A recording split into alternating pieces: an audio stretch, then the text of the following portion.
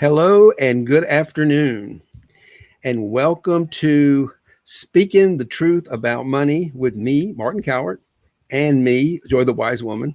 And our special guest today is Rick Clemons.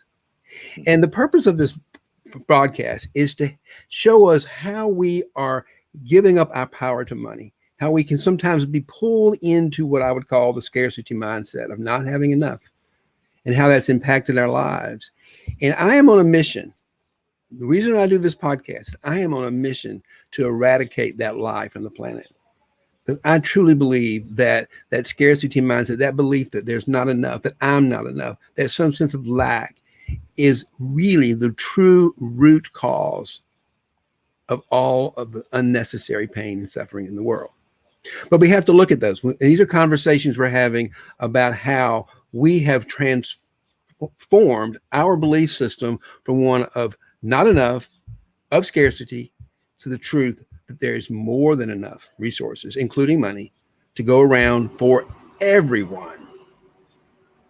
And when we know that in our heart, in the deepest part of our core, then we have the opportunity to build social structures and economic systems that everyone can benefit in.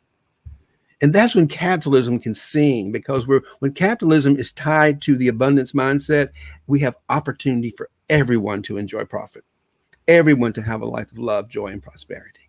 So that's why we're here today. We're here to have those conversations, to look at the truth about money and the stories we tell ourselves that are not true, and how we've changed them and the impact that's made on our lives. So I'm very excited today in our second episode of this new live broadcast to welcome Rick Clemons. Rick is a podcast host with 40, it's gay men 40 plus 40, I believe. It's 40 plus gay men, gay talk. Yeah, that's it. And that's how I heard. I heard his podcast, and I'm like, well, this man is really, really smart, and I really wanted to get him on the show. So I asked him. He said, "I'd love to come on your show." So there he is. So I talk all the time, and I want to give up a little bit because I really want to hear I want to hear what Rick has to say about the idea of prosperity mindset, of positive mindset, and he talks about being in the closet and our fears and giving up our power in that direction. So I'm going to ask you, Rick, tell us a little bit about your story, because you said you were a late life bloomer. You came out of the closet late in life, and I'd like to hear a little bit about the impact. What kept you in the closet? That's important. It's like what were you afraid of if you can't, and then what happened after you came out of the closet? How is your life different today? Well, it's ironic, Martin. And first of all, thanks for inviting me to be on the show and share this, because I think there's an interesting correlation to coming out of the closet and being in a closet about money. And actually, that was one of the biggest things that was holding me in the closet. Was I'm like, I don't know what's going to happen if I come out of the closet. How am I going to afford, 2 homes? What am I going to do for work? What if somebody doesn't like me? All these sort of things. But a lot of the time, the core issue was the money pit, And I'm not discounting that, because for someone who goes through a divorce, regardless of whether you're gay or straight, there is that money thing that shows up, because typically divorces aren't cheap, number one, unless you do it through a mediator, which is what we ended up doing. But the money fears were holding me back. That's one of the things, other things too. But that really was like an impending doom. And I didn't think I'd ever be able to get past that. In fact, in one of the talks that I do, I mentioned that I thought I was going to lose everything and be living in my car, which was so far from the truth when it all got said and done.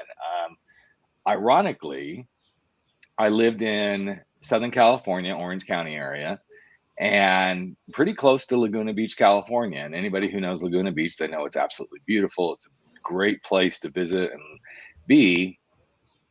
I never envisioned that after I came out of the closet that I would live in Laguna Beach. And that's exactly what ended up happening. I ended up finding a little tiny apartment, just big enough for me and the 2 girls when I had them. My kids were pretty young at that time, so it was pretty easy to cram 3 of us in a small apartment at that point in time. But I lived right across the street from the beach. And part of the reason that I believe, now that I'm able to look back at that from a very discerning spot, is because right up here changed. Right up here started to believe. And it was interesting because I'd come to a place in my life at that time where my ex-wife and I were like, oh, we have to have this and we have to have that. And it was the quote Orange County lifestyle, right? And I realized that wasn't what I really wanted either. I just wanted happiness. I just wanted some peace. I wanted, don't get me wrong, I wanted nice stuff. That's definitely still what I want. I wanted some nice stuff, but it wasn't the focus of it. And the irony that after that all happened, that I surrendered into, okay, well, what can I do? How can I be in an abundance mindset and loving where I am and who I am was the thing that made all the difference. Right. And then suddenly here I have this beautiful little beach, apartment. It was tiny. My kids loved it. It was great little cool space. I only had a cooktop stove, no dishwasher, but I didn't need it. It was just me and the girls every few days. But the And happiness that came from it was so much different. And the freedom that you got from just being you, as you discovered, Yes. you didn't have, our secrets hold our power. Mm-hmm. And whether that's the secret of being gay and not letting anybody know about it, because what we project out in the world is our fear that people are going to find out about that secret. Right. And the thoughts of what money really means. Now, it's ironic in some ways that I had to go through this big, deep dive around money as that was happening, but it wasn't just, hey, will I have enough? There was a preparation because we lived in debt, and I'm like, this isn't who I am. This isn't how I prefer to live. And when I finally okay, I'm going to take control of this, and this is part of what, honestly, besides coming out, I can tell you honestly that the thing that probably broke our marriage apart more than anything was this piece right here.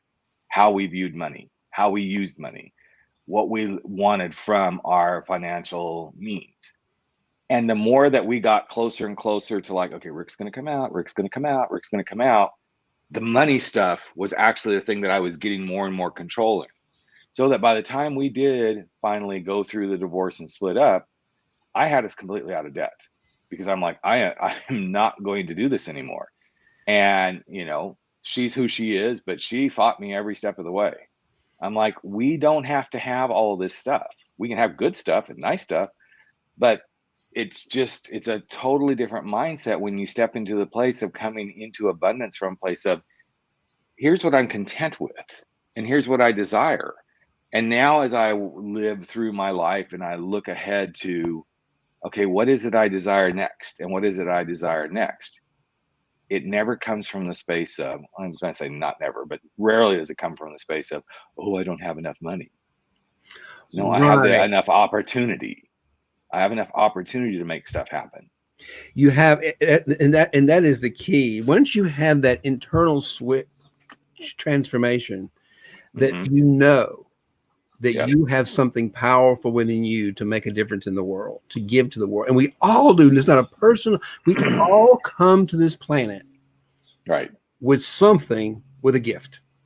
Something but that I also think there's but there's a unique gift too, Martin, that I think as LGBTQ individuals, and I'm not saying not everybody else has this too, but I think there's a unique gift we as LGBTQ individuals have that we often set aside when it comes to these things, like how we handle money and stuff. We have the ability to own our uniqueness and do unique things. But the thing about the more you can dial into that, the more you can do it in other areas of your life. I completely agree, because when we actually begin to love and accept and realize our power, our creative energy is in our sexual energy.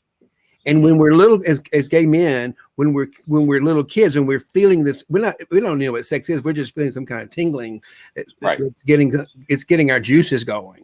And that same juice is what gets us creative when I write a piece of script or something, or content. It's the same kind of creative energy. And when we're told that whatever that sort of funny feeling is wrong, exactly, it takes away, we give up our power to something. So if in my case, I was so traumatized by money, and my mother was so always going at my father for not having enough money, not making enough money. I mean, we had plenty of money, but it's just her what she came out of from her parents. Uh, And so I had this deal. Well, if I don't make money, if Martin doesn't make a lot of money, right. I'm not worthy of love. I'm going to get what my father's getting. I'm going to get that mean woman screaming at me, telling me you're not worthy, you're not good, you're not any good. And then to make it matters even, I think for us as gay men, where we have our own issues of worthiness, tied around our sexual orientation, we have a deeper need to prove our worth. And for me, it was always about, well, I'm gonna prove I'm worthy of love. I'm gonna get my mother to love me, because I'm gonna be that rich, successful person that my father never was. And I did. I actually got there. I became a wealth manager for a top firm, and I probably made more money than most people did. Until it all came, but it was all driven by that fear of not enough. It was the fear of the scarcity mindset. And when it all came tumbling down, and the fear was so great, and I finally had to let it go. And that's when I found the truth back in 2018. But the thing is that fear is so real. It's almost, it's tangible. I know when you were going through your divorce, you're like, how are we going to do this? And I'm sure the people out there right now, they're thinking, what would you say? What would you just tell someone when you're feeling that fear and you know you're hiding behind a secret? You're hiding behind something that's not true. I would say to get through that.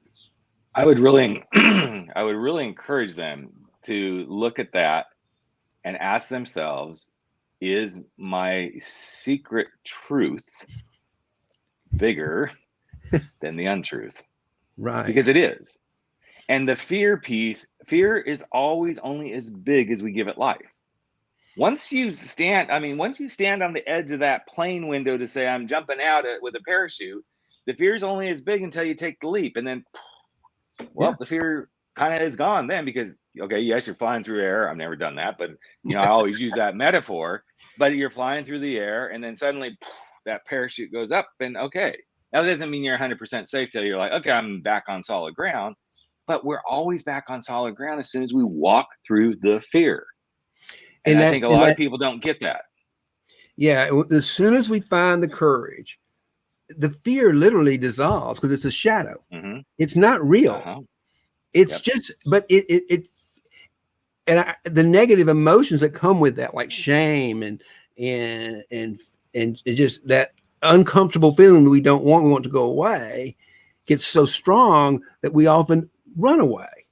But like you just said, if we're willing to have the courage to lean into that fear, feel it. This is what I always said. Well, just whatever you're feeling, those negative feelings, whether it's shame or anger, or maybe it's just real deep sadness. And sometimes sadness is not necessarily a negative feeling. Sadness is afraid we're going to lose something that we care about. So always behind the shadow is the gold, is the light. Yes. So behind the shadow is also where the opportunity resides. Exactly. So in shadow work, which is what I like to do, is we say we're going to mine some gold out of our shadow, because the shadow, the fear, that is a big neon light telling you exactly where you need to go to do your work. So if you're afraid of coming out of your closet, it's telling you, come out of the closet, because the more you hide that secret, the bigger the fear, the bigger the problem, the bigger the reward when you finally step through it. But it's also this interesting space that happens too when you finally go, okay, I can stay here and I can feel this way, or what's the possibility that I go there, and what's the feeling I want to experience? Sometimes we're like, okay, I think I'm only going to feel this, I'm only going to feel this, I'm only going to feel this. But if we start to play, well, what else could happen, or what else could be the feeling? And I love this kind of work, shadow work, closet work, whatever we call it, when you can take somebody into that space. I'm going to invite everybody that may be listening and watching this to think about this. What would you like to feel about money instead of what you're feeling right now? Yeah. What would it feel like if you did not worry about money at all? What would it feel like if you just knew deep in your bones? Imagine that you have everything, because that's the truth. I grew up very well. I put this relative. I grew up very poor in my eyes, and we didn't have a ton of money. We lived in some pretty crappy places when I was a kid, but we were always taken care of. And what I learned from that experience is it drove me, and this is where I learned my own stuff. It drove me to seek out people who had money Oh, as me too. friends. And it's like, okay, if I can have friendships, then I'm going to feel more validated. And every one of those friendships, and I'm not exaggerating, folks, every one of those friendships ended up being friendships that I am so glad I don't have those friends any longer, because they were so driven by money. That's all that was important to them, and things and material. And I'm not saying there's anything wrong with having material things. I mean, I love my artwork behind me here. I mean, this is like my stuff. I'm like, okay, I'm going to do this. But I learned to look within myself and go, why are you creating this relationship? And an interesting correlation here, Martin, is I figured that out too about men that I really wanted some kind of relationship with, not necessarily intimate sexual relationship, but the guys that I was seeking out for admiration and being part of their circle and everything, it was because I didn't have that from where I came in my life. And so every time I tried to seek that, which was similar to seeking the money, I lost. Exactly. I was miserable until I got comfortable and said, okay, and I'm raising my hand here, folks, saying I'm not 100% there yet, because it's still, this stuff shows up. It's it's in the closet all the time. We still have shadow. We need, and by the way, people all think that I'm talking about shadow. We're talking about the ego shadow. We need the ego shadow. We need something to bounce the light on. We need something to challenge us, to make us wake up and stop and look and see. I mean, that's what we're here for. Every challenge is here to see what we do with it. Right. And we so a good example of this is going on right now in my life. I have 2 kids. They're grown. One of them's still growing. I mean, they're both still growing, but we're still trying to get one through the college experience, which is great. No problem there. It's just, hey, she's on the 10-year plan versus the 4-year plan. Yeah. Simultaneously, my parents are hitting the age where it's like, okay, we're going to have to do something in the next 4 to 10 years with them. And my father's being kind of a jerk about a lot of stuff right now. And there's days I just want to haul him off to, hey, here's where you're going and you're going to be here. But then on the flip side of that, of course, I'm thinking, well, how are we going to pay for this? Now, they've got money, plenty of money to cover that, but you never know. Now, I could get all wrapped up in that whole, oh, what are we going to do? What are we going to do? How am I going to survive? Hey, this isn't fair to me. I just barely got kids out of the house now, all this. Those thoughts show up, but I can't let them take over, because I just know something will happen that's meant to happen. This isn't like, okay, sit back and eat bonbons and go, okay, wait for it. But I have to trust in the process. Right. And I think most of us don't do that. And take the next right action, and trust in something deeper with us that's going to show us the answers. No, we don't know what's going to happen in the next 15 minutes, really.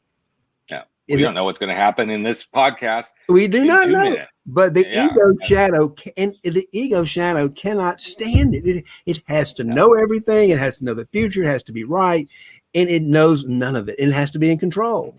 But the thing about it is, once we become aware of its personality, if you will, and say, okay, I just know what you're doing. Let me explain. And Joy the Wise Woman will say to Martin sometime, listen, if you want this to turn out in a really good way, my advice to you is to let go of the reins.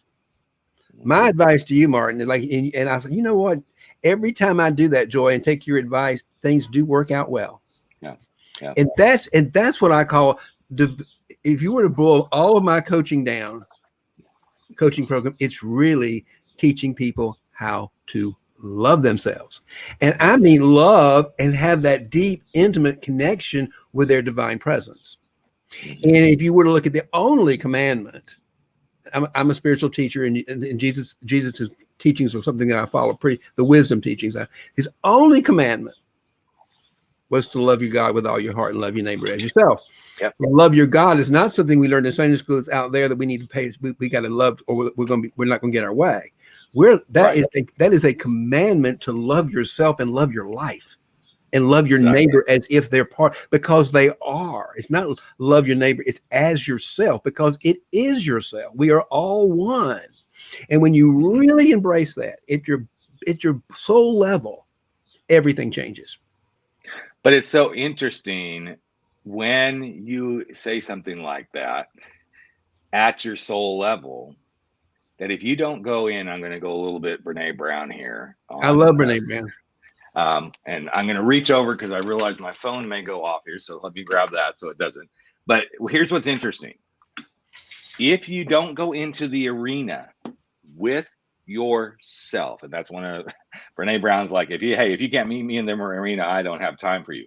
But if you can't go into the arena with yourself to go do this stuff that's deep in here, whether it's about coming out, whether it's about money, whether it's about relationships, whether it's about your career, if you only stay and skim on the surface, it's on you.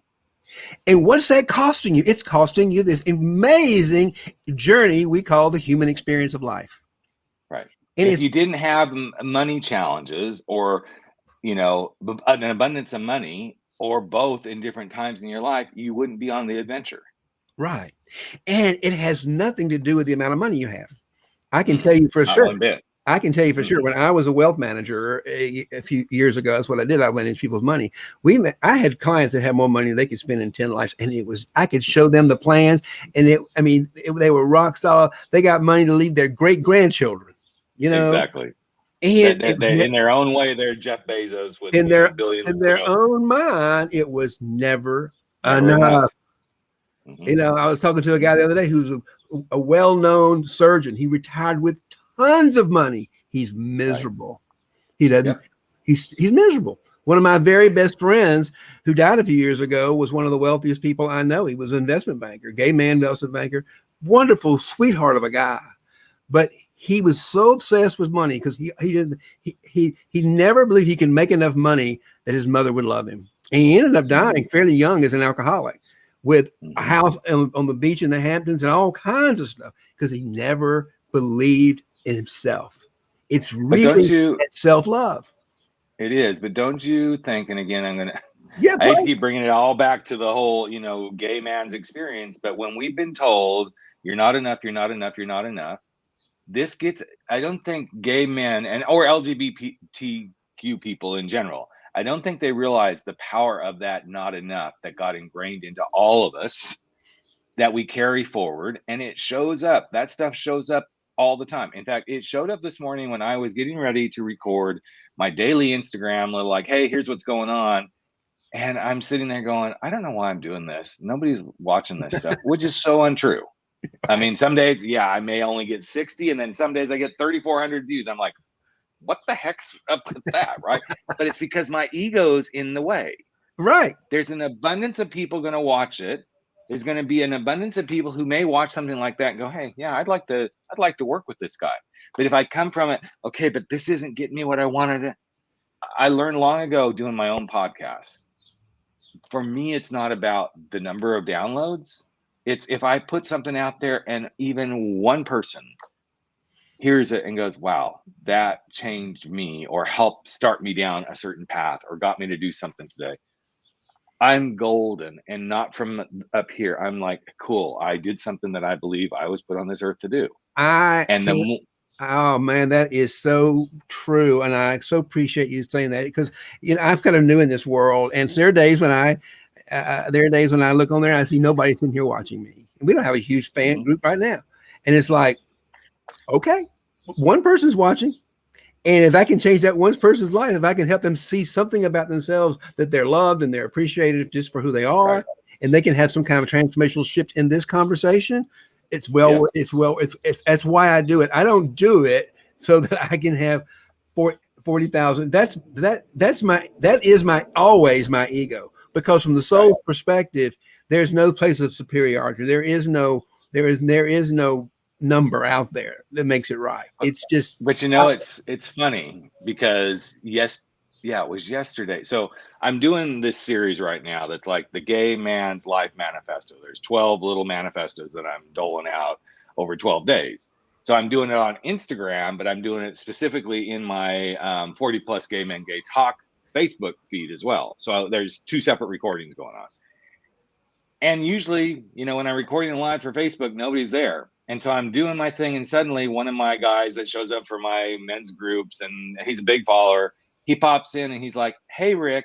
And I'm like, I don't know what to do with this because I'm not used to somebody showing up really live, I know, it's wild. I'm like, okay, well, I'm trying to get this done. And I'm like, well, I don't know if I want to say, hey. And then, I'm like, okay, just get it done. And then as soon as I'm done, I shot him a message and said, hey, man, you kind of surprised me. And it wasn't that I was ignoring you. I'm like, I record these all the time, and rarely does somebody show up live. I'm like, glad you did that, because now I need to get really good at like, hey, we're live here right now, and Mike joined me, and he's a good buddy of mine. I'm so glad, I need to learn to do that, which I used to do it when I did them regularly. But I think these are the interesting things of when life brings us a surprise of abundance, of a quote, lack of abundance, of, oh, I don't have enough money, or wow, I got some extra money. Just be present. Just be present. That is it. Make every moment, whatever you're doing. I don't care if you're out cutting the grass, you're doing a podcast. It's something from Eckhart Tolle. If you will make every moment, whatever you're doing, your primary purpose, whatever you're doing, and just being there. Just being there, being present for it will make whatever you're doing, even if it's cleaning up after my dog poop in the backyard. If I'm doing it from the place of presence that I love my dog and I'm grateful for her presence, all of a sudden something changes. I'm not like, I gotta do this. All of a sudden, presence is there, that gift of life, and say, well, if I'm alive and I can do this, and I have a dog, and now I'm going to make cleaning up the dog poop the most incredible thing I do right now. Because that's what I got to do, and it makes it more fun.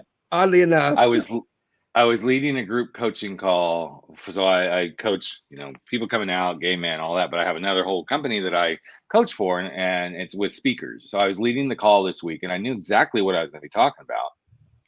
It was about stagecraft, and I thought, you know what? I'm going to come in and just admit to them, I don't know where we're going today. And I thought, no, I'm going to start something completely different. Because one of the key elements I wanted to teach them is the power of the pause and the power of being quiet and still on stage. So we get on, and there was probably 60 people on this Zoom call. So that's a thing to manage in and of itself, because you can't, it's not one screen. You got to be like going back and forth, right? So I come on and say, hey, I'm really excited that everybody's here today. Looking forward to working with you. And I just went quiet.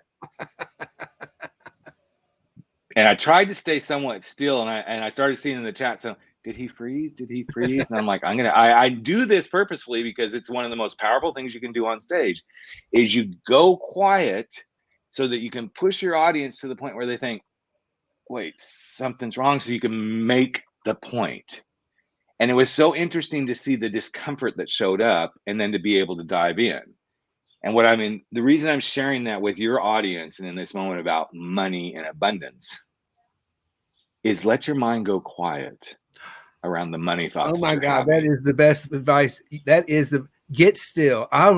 Get still to the point where it's so uncomfortable. You're like, okay, but if I could be still with money and I could just embrace, okay, here's where I am. This is what we got. Here's where we're going. You will do yourself the biggest favor, because when you can learn stillness, not only here, but here and deeper into the soul of you, you will master so much stuff in your life. And again, I'm not saying I'm perfect at it, but I've learned it. I would say I put out a success tip every day, and I put out one of the day that said, the solution to every problem, be still. Every problem can be solved by just getting still and feeling presence within you, like you just said.